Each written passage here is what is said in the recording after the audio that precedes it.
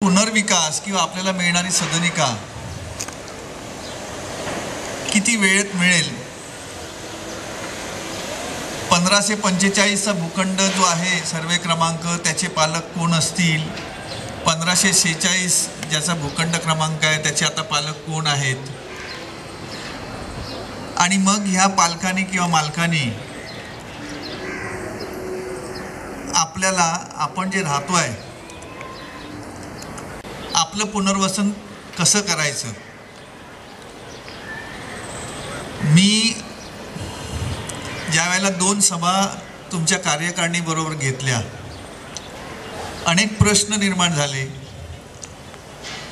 आजपर्यंत मॉनिटरी कमिटीकडे फक्त ह्या मुंबई बेटावरील मिल ज्या बंद झाल्या त्यांचं प्रतिनिधित्व करणारी जी काय संघटना आहे त्या संघटनाच फक्त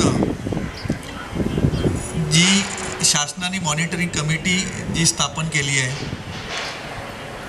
त्या ठिकाणी आपल्यासाठी ते काम करत होते.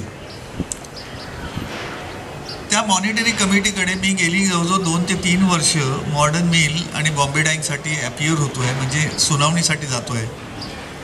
तर सेंचुरीसाठी जे 950 जण आहेत त्यांचं प्रतिनिधित्व करताना कोणी आढळलं नाही. तर गेल्या 6 तारखेला ज्या वेळेला सर्वोच्च न्यायालयाचा निकाल आला 7 जानेवारी 2025ला, आणि कार्यकारिणीने सांगितलं आता आपल्याला काहीतरी करायला लागेल. तर पहिल्यांदा कार्यकारिणीसाठी आपण एक जोरदार टाळ्या वाजवा की आम्ही प्रथम 6 तारखेला मॉनिटरी कमिटीकडे आम्ही सुनावणीसाठी हजर झालो आणि तिकडच्या जज साहेबांनी सांगितलं की आता आमच्या व्यथा आम्हाला आता मांडायच्या आहेत. तर त्या मांडताना तुमचा पूर्व इतिहास आता मी सांगत नाही, मी जो घेतलेला आहे. ज्या सेंचुरी मिलनी मुंबई महानगरपालिकेकडनं हा 1546 ज्याचं 6000 चौरस मीटरचा जो हा काय भूखंड आहे हा भाडेपट्ट्यावर घेतला होता. आणि तो भाडेपट्ट्यावर घेतल्यानंतर त्याचा भाडेपट्टा म्हणजे लीज 1955 साली संपली. आणि ती 1955 साली संपल्यानंतर त्या भूखंडाचं भाडेपट्टा कंपनी भरत राहिली. आणि ज्या वेळेला असं लक्षात आलं की आता हा भूखंड आपल्याला मालकी तत्वाने घ्यायला पाहिजे, आणि त्यासाठी त्यांनी मुंबई महानगरपालिकेकडे मागणी केली. मागणी केल्यानंतर एकदा कागदपत्रांची देवाणघेवाण चालू झाल्यानंतर प्रत्येकजण कायद्याची बाजू तपासून बघतात.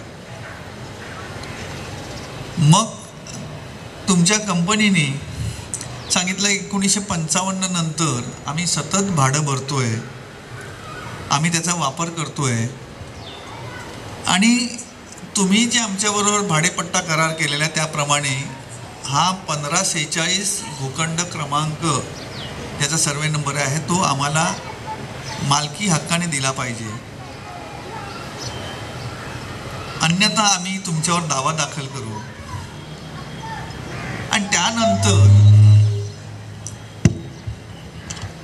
मुंबई महानगरपालिकेने हा भूखंड मालकी तत्वावर देण्यासाठी नकार दिल्यानंतर कंपनीने हे सगळं सुप्रीम कोर्टाच्या निकालामध्ये आलं आहे, जजमेंटमध्ये आलेलं आहे. त्या जजमेंटच्या बाहेर जाऊन मी काहीही आज आपल्याला सांगत नाही. ही वस्तुस्थिती मी आज कमिटीला सांगितल्या, कार्यकारिणीला, की ही वस्तुस्थिती काही जणांनी हा संपूर्ण जजमेंट हा निवाडा सर्वोच्च न्यायालयाचा वाचला असेल. सर्वोच्च न्यायालयाने प्रत्येक मुद्द्यावर बोट ठेवून हा निकाल दिला आहे. सर्वोच्च न्यायालयाने काय सांगितलं की हायकोर्टाने जो निकाल दिला आहे, आणखीन सांगितलं आहे मुंबई महानगरपालिकेला की हा भूखंड तुम्ही मालकी तत्वावर सेंच्युरी मिलला दिला पाहिजे. त्याच्यावर मुंबई महानगरपालिकेने आव्हान केलं सर्वोच्च न्यायालयामध्ये आणि सर्वोच्च न्यायालयाचा निकाल मगाशी सांगितल्याप्रमाणे 7 जानेवारी 2025ला आला आणि सांगितलं सर्वोच्च न्यायालयाने की ही जमीन ही कलम 51(अ) खाली परत मुंबई महानगरपालिकेला दिलेली पाहिजे. तुम्हाला याचा कन्व्हिन्स मिळणार नाही. आणि त्याच वेळेला प्रश्नचिन्ह निर्माण झालं की ह्या 1546 वर राहत असलेले जे सेंच्युरी मिलचे भाडेकरू असतील, कर्मचारी असतील, भोगवटदार असतील, रहिवाशी असतील, त्यांचा पुनर्विकास पूर्वी जसा 1545 आणि 1546 जो आराखडा सेंच्युरी मिलने मुंबई महानगरपालिकेकडे सादर केला होता की ज्याच्यामध्ये पूर्वीचं रेग्युलेशन्स 58 DCR 1991 खाली जे शासनाने सांगितलं होतं की मिलमध्ये काम करणारे आणि मिलच्या जागेमध्ये जे अधिवास करत आहेत त्यांना 405 चौरस फुटाचं घर आणि जो गोटीव फंड आहे, कॉर्पस फंड आहे, त्याची तरतूद या रेग्युलेशन 58 मध्ये केली होती. आणि आताचं रेग्युलेशन्स आहे म्हणजे DCPR 2034 मध्ये ते रेग्युलेशन 35 म्हणजे त्याचं रूपांतर केलं आहे. म्हणजे तुम्हाला जे सेंच्युरी मिलने सांगितलं होतं की 405 चौरस फुटाचं घर आणि त्या पद्धतीने त्यांनी आराखडा म्हणजे त्याला लेआउट म्हणतोय, बिल्डिंग प्लान्स असतील, हे त्यांनी सादर केले होते. आणि हा जो काय त्यांच्यामधला तंटा होता मुंबई महानगरपालिका आणि सेंच्युरी मिलमधला, त्या तंट्याचं ज्या वेळेला निकालात रूपांतर झालं त्यावेळेला 28 तारखेच्या पत्राने त्यांनी हा संपूर्ण लेआउट हा 1545 आणि 1546चा हा एकत्रित लेआउट होता, तो त्यांनी सांगितला आता आम्हाला त्या लेआउटमध्ये बदल करायचा आहे. आणि त्या आशयाचं पत्र त्यांनी मुंबई महानगरपालिकेला दिलं आहे. त्याचप्रमाणे त्याची माहिती त्याने 6 तारखेला मॉनिटरी कमिटीला दिलेली आहे. म्हणजे ह्या संपूर्ण दोन्ही भूखंडावर जी 950 जी काय सदनिका बांधल्या आहेत आणि मिल कामगारांना दिलेल्या आहेत. आता तुमच्याच मनामध्ये प्रश्न असेल, आता आपलं विभाजन झालं की 1545 वर ज्या सदनिका आहेत, जे मिल कामगार राहत आहेत, त्यांचा पुनर्विकास कशा पद्धतीने होणार. आणि आता मुंबई महानगरपालिकेच्या भूखंडावर ज्या सदनिका अस्तित्वात आहे आणि त्या अस्तित्वात असलेल्या सदनिकांमध्ये जे भोगवटदार, लक्ष असू द्या मी भोगवटदार हा शब्द म्हणतोय की ज्याला ऑक्युपंट म्हणतात, भाडेकरू आहेत त्यांना टेनंट म्हणतात, रहिवाशी आहेत त्यांना ऑक्युपायर्स म्हणतात.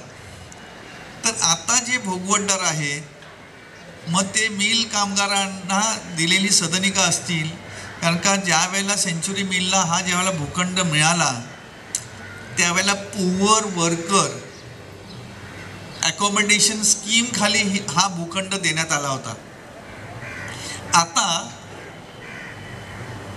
हे ज्यावेळेला विभाजन झालं, कारण का 1545 ची मालकी सेंच्युरी मिलकडे गेली आणि 1546ची जी मालकी आहे ती मूळ मालकांकडे म्हणजे मुंबई महानगरपालिकेच्या अखत्यारीत गेली. तर ज्यावेळेला आता प्रश्नचिन्ह निर्माण झालं की तुम्हाला तर 405 चौरस फुटाचं घर हे मिळणारच आहे. म्हणजे एक लक्षात घ्या की प्रश्न आता येतील की आता आमचा विकास कसा होणार आहे किंवा आमचं पुनर्वसन कसं होणार आहे.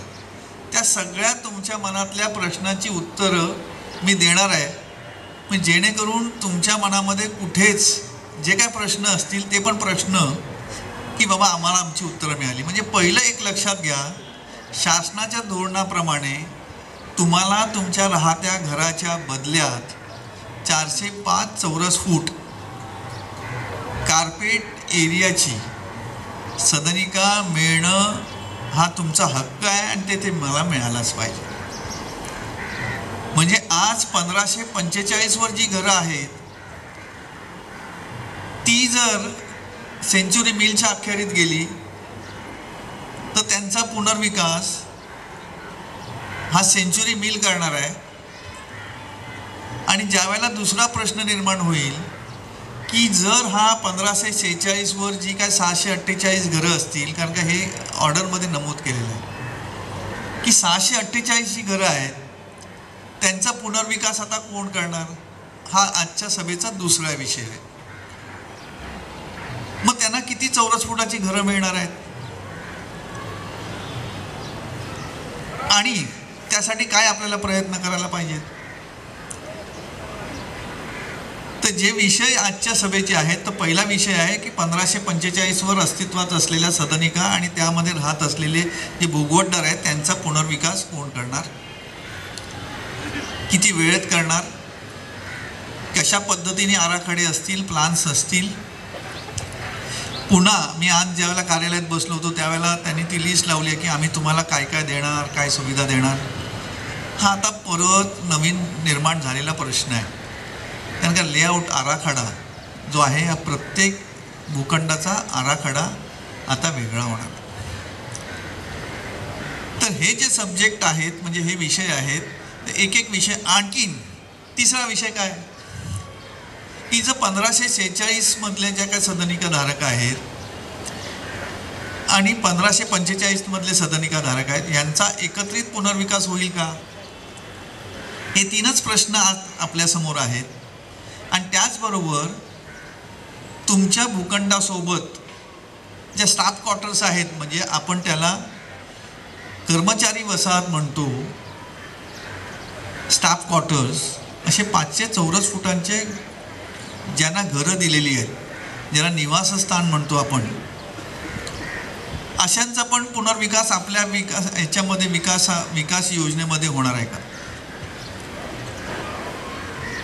आता पहिला आपण जो विषय आहे तो पहिला विषय 1545, दुसरा विषय आहे 1546, तिसरा विषय आहे की 1545 आणि 1546 एकत्रित पुनर्विकास त्यांचा होईल का. आणि मग एकत्रित पुनर्विकास होताना विकास नियंत्रण नियमावली आणि प्रोत्साहनपर जे काय रेग्युलेशन्स 2034 मध्ये आहे त्याच्यामध्ये कुठचं रेग्युलेशन्स आपल्याला लागू पडणार आहे. रेग्युलेशन 35 लागू पडणार आहे. मुंबई महानगरपालिकेच्या भूखंडावर 33(7) लागू पडणार आहे. 33(9) म्हणजे समूह पुनर्विकास लागू पडणार आहे. आणि एकत्रित जर पुनर्विकास करायचा असेल तर आता तुमच्या समोर 2 मालक उभे आहेत. एक आहे सेंचुरी मिल जी 1545ची मालकी ज्यांची आहे आणि 1546 मुंबई महानगरपालिका. मुंबई महानगरपालिका म्हणजे कोण, तर तुम्ही आम्ही, कारण की ती ही एक पब्लिक संस्था आहे. मग त्याचे आपण प्रत्येक भारतीय हे त्या संबंधित आहे त्याच्याशी. आणि दोघांना जर आपल्याला जर मिळून त्यांना जर विकास करायचा असेल मग त्याच्यासाठी मग कुठच्या रेग्युलेशन्समध्ये ते काम करणार आहे. तर आपण पहिल्या विषयाकडे जाऊ जो अगदी सोपा आहे 1545 की उद्या जर सांगितलं शासनाने की तुम्ही 1545वर जेवढे कर्मचारी आहेत आणि जेवढ्या वसाहती आहेत त्यांचा पुनर्विकास हे सेंचुरी मिलने करायला पाहिजे, तर त्याचे पॅरामीटर्स त्यांची गुणांकनं ठरलेली आहेत की 405 चौरस फूट, त्याच्यामध्ये पण रेरा कार्पेट आणि मोफा कार्पेट, 50,000 रुपये गोटी फंड, कॉर्पस फंड. आणि मग त्या भूखंडावर जेवढे सदनिका धारक आहेत त्यांची संख्या किती आणि मग त्यांच्यासाठी लेआउट कसा असेल, मग त्यांचे करार कसे होणार आहेत, हा सगळा भाग जो आहे ते 4 ते 5 टप्पे आहेत. ते 4 ते 5 टप्पे जसे 1545ला लागू होणार आहेत तर 1546साठी काय लागू होणार आहे? तर 1545साठी मी तुम्हाला सांगितलं त्याचे पॅरामीटर्स ठरलेले आहेत आणि गेली 10 ते 15 वर्ष 18 वर्ष मिल बंद पडल्यानंतर ह्याची सगळी माहिती मला वाटतं ह्या वसाहतीमधील जे काय 23, 25, 26 ज्या इमारती आहेत, बैठ्या 4 ज्या काही सदनिका आहेत, त्या सगळ्यांना माहिती आहे. त्याच्यावर आपल्याला नंतर जसे प्रश्न येतील, फक्त आज त्यांना प्रश्न असाईल की आमचे आराखडे आणि आम्हाला किती वेळ लागेल. तर ते आपल्याला त्याचं उत्तर आहे की अगोदरच ज्या वेळेला मॉनिटरी कमिटीकडे मिलचे ज्या वेळेला प्रतिनिधी आले होते त्यांना आम्ही तसा निरोप दिलेला आहे की आपण आता आमची लवकरात लवकर एक सभा द्या, मीटिंग द्या आणि त्या मीटिंगचे विषय आपण ठरवून घेऊ. म्हणजे 1545च्या जे काय रहिवासी त्या ठिकाणी राहत आहेत त्यांच्यासाठी तुमची योजना काय असेल, म्हणजे ते एक चित्र स्पष्ट होईल की त्यांना जे काय कायद्याने दिलेलं आहे ते त्या पद्धतीने त्याच्या बाहेर जाऊन मिलला काही करता येणार नाही. आणि जर त्यांची जर स्वेच्छा असेल तर ते आपल्याला त्यांच्याशी बसून चर्चा करून त्याच्यामधनं आपल्याला निर्णय घ्यायला लागतो. राहिला भाग आहे दुसरा विषय जो आहे 1546मध्ये, त्याच्यामध्ये आरजीचं आरक्षण आहे. म्हणजे याच्यावर बगीचा गार्डनचं आरक्षण आहे आणि त्या आरक्षणा व्यतिरिक्त जो काय भूखंड रिक्त भूखंड आहे त्याच्यावर पुनर्वसन करायला पाहिजे. मग तो भूखंड जो आहे तो आपल्याला पुरेसा आहे का ते आपल्याला बघायचं आहे. पण त्या अगोदर महत्त्वाचा जो प्रश्न आहे की 1546चा ज्यावेळेला ताबा घेतला असं पेपरमध्ये आलं. आम्ही ज्यावेळेला टाउन प्लॅनिंगमध्ये मी स्वतः जाऊन घेतलं तर ते बोलले की आमचे अधिकारी आले होते पण आम्ही त्या याच्या निवाड्याप्रमाणे आम्ही हा ताबा घेतला असं समजा आणि घेतला आहे. पण आता आम्हाला त्याच्यावर निर्णय कसा घ्यायचा आहे की हे जे भाडेकरू जे आहेत 600-650 त्यांना आम्ही भाडेकरू करून घ्यायचं आहे की नाही घ्यायचं आहे. तर त्याच्यामध्ये आपण परत जसं आपल्याला पूर्वीचे प्रश्न यायचे की बरोबर आहे की चूक आहे ते सांगा, त्या पद्धतीने जर त्यांना वाटलं, त्यांनी त्याच्यासाठी निर्णय घेण्यासाठी तुम्ही पेपरमध्ये पण वाचलं असेल, दैनिक जे काही आपले पेपर्स येतात की आता आम्ही निर्णय घेणार आहे की ह्या भूखंडाबाबत आम्ही आता पुढचं पाऊल कसं उचलणार, त्याच्यासाठी ते कायदेशीर ज्या काय आहेत प्रक्रिया ते राबवत आहेत. पण ज्यावेळेला आपण ह्या स्कीमचा अभ्यास करतो त्यावेळेला जर मुंबई महानगरपालिकेने या भूखंडावर म्हणजे 1546वर असलेले भोगवतदार आहेत यांना मुंबई महानगरपालिकेचे भाडेकरू करून घेतले, म्हणजे त्यांना ॲटॉन करून घेतलं त्यांच्या रेकॉर्डवर, तर असे 648 जे काही सदनिका आहेत त्यातील भाडेकरू आहेत त्यांचे सगळे कागदपत्र तपासून मुंबई महानगरपालिका एक ते त्यांना मुंबई महानगरपालिकेचे भाडेकरू करून घेतील.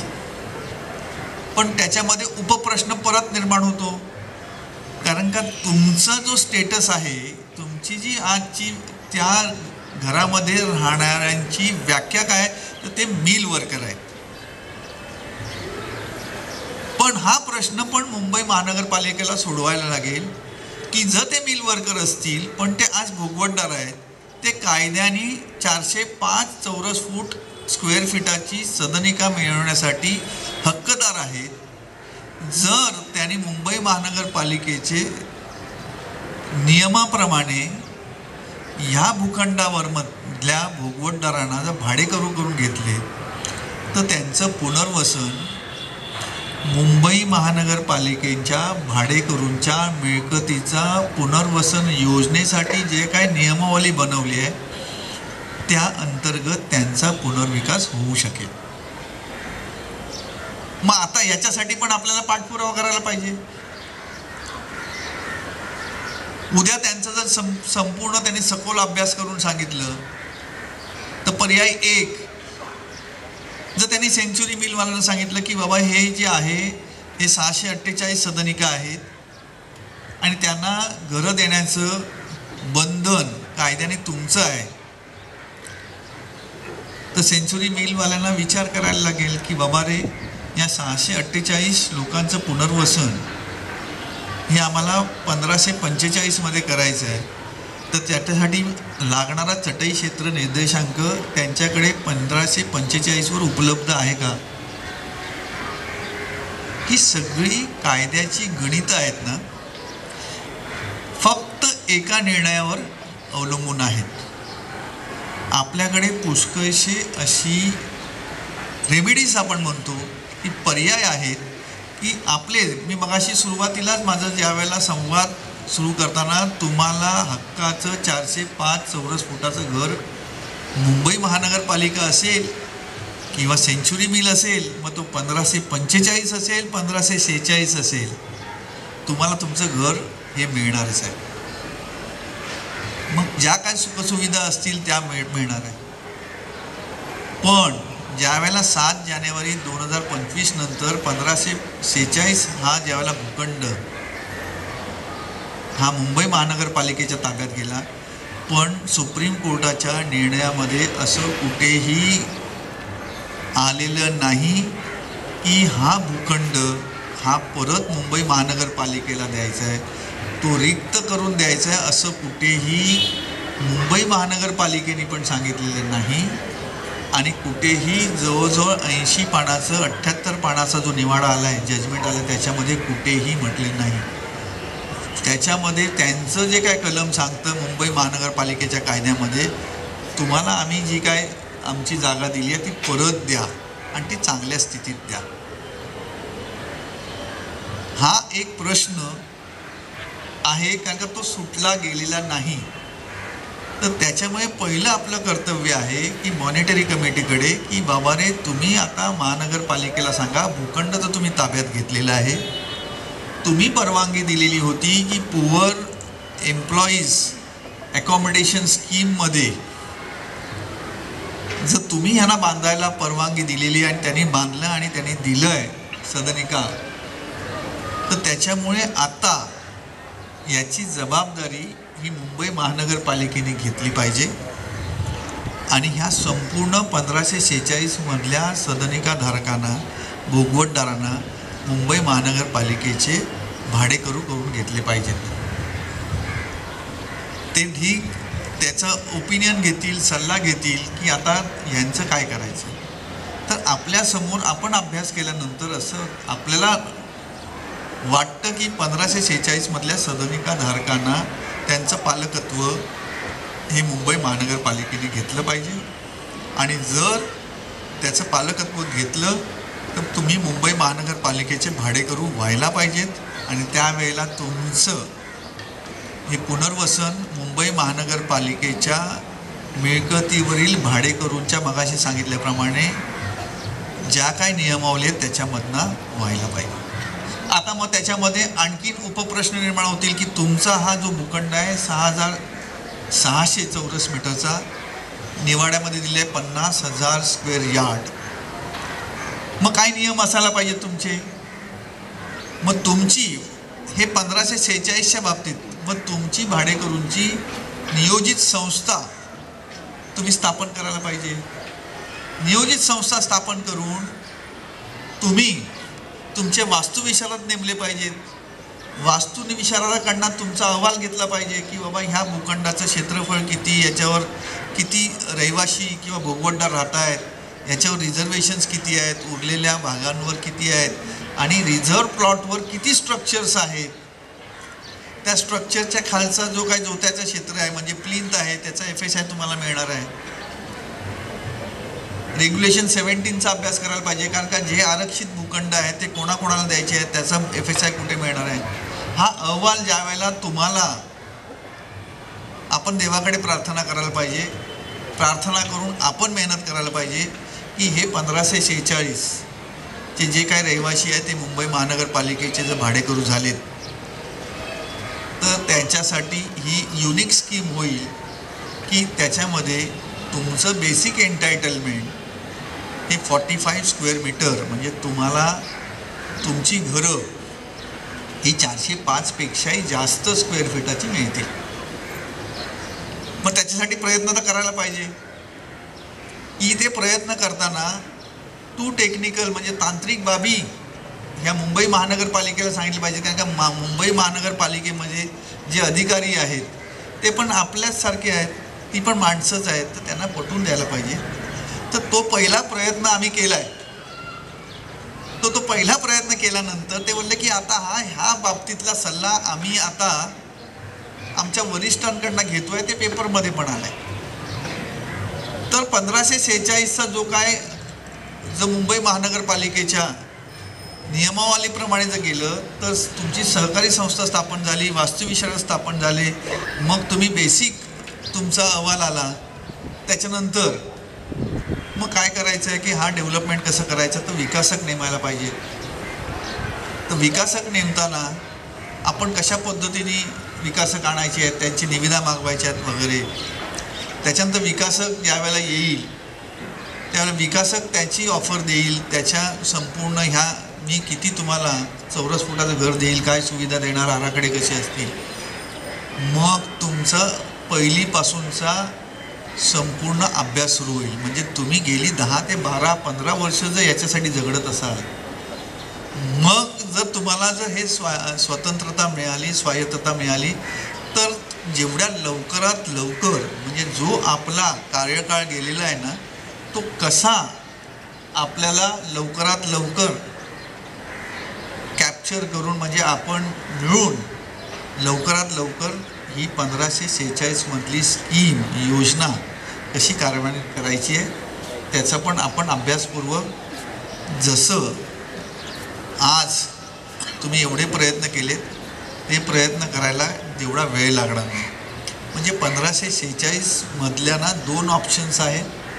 एक तर मुंबई महानगरपालिका सांगेल की तुम्हाला आम्ही रेग्युलेशन 35 प्रमाणेच सदनिका देऊ, किंवा याची जबाबदारी सेंच्युरी मिलची असेल, किंवा आम्ही जर तुम्हाला भाडे करू केले तर मगाशी मी सांगितल्याप्रमाणे तुमचं पुनर्वसन हे तुम्ही विकासक आणून करा, किंवा आत्ता जे मुंबई महानगरपालिकेकडे चाललेलं आहे की ताडवाडी जे माझगावला आहे त्यांनी तिथे निविदा काढल्या आणि त्यांनी C&D हे कन्स्ट्रक्शन अँड डेव्हलपमेंट करा, आमच्या ह्या भाडेकरूंना एवढं द्या आणि बाकीचं तुम्ही घ्या.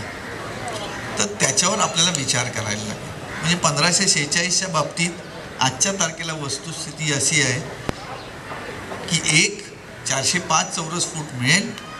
मुंबई महानगरपालिकेने जर निर्णय घेतला तर ही जबाबदारी सेंच्युरी मिलची असेल, तर सेंच्युरी मिल कशा पद्धतीने डेव्हलप करेल त्या पद्धतीने आम्ही त्यांच्याकडे सभा मागितलेली आहे. 2 मुंबई महानगरपालिकेचे भाडेकरू झाल्यानंतर आपल्याला जे काही स्वायत्तता मिळणार आहे त्याचा संपूर्ण फायदा आपण घ्यायला पाहिजे आणि तो कशा पद्धतीने घ्यायला पाहिजे. मी आज सांगितलं की तुम्हाला 500 चौरस फुटाचं घर मिळेल, 600 चौरस फुटाचं घर मिळेल. घरी जाताना तुम्ही बोला की आता आम्हाला जे कोण आले होते वकील साहेब त्यांनी सांगितलं आता 1546 हा मुंबई महानगरपालिकेचा आहे, भाडेच करून घेणार. मग आपल्याला 33(9) खाली म्हणजे समूह पुनर्विकास क्लस्टर डेव्हलपमेंट होणार. त्या क्लस्टर डेव्हलपमेंटमध्ये बेसिक एंटायटलमेंट 45 चौरस मीटर, त्याच्यावर फंजिबल असं करून आपल्याला 585 610 चौरस फुटाचं घर मिळेल, चांगला लेआउट मिळेल. पण प्रत्येकाला प्रोवायझो म्हणजे पर्याय आहे. त्याच्यासाठी तुमच्या सगळ्यांची साथ असायला हवी. मग ते 1545 मधले भाडेकरू असतील, भोगवटदार असतील, किंवा 1546 मधले असतील, किंवा आपल्या उजव्या बाजूचे कर्मचारी असतील, स्टाफ असेल जे 500 चौरस फुटामध्ये राहत असेल, आणि त्याला वेळेचं बंधन असायला पाहिजे. प्रत्येकाचे आज 950 जी घरं आहेत, प्रत्येकाचे विचार हे 3 प्रकारचे असतील. एक सकारात्मक असतील, की एक प्रवाहाबरोबर जाणारे असतील, एक प्रवाह असेल नकारार्थी, आणि एक प्रवाह असेल की दोघांमधला जो कुंपणावर बसून ज्या ठिकाणी एकाची बाजू सरस ठरते त्या ठिकाणी जायचं आणि दुसऱ्याची बाजू सरस नाही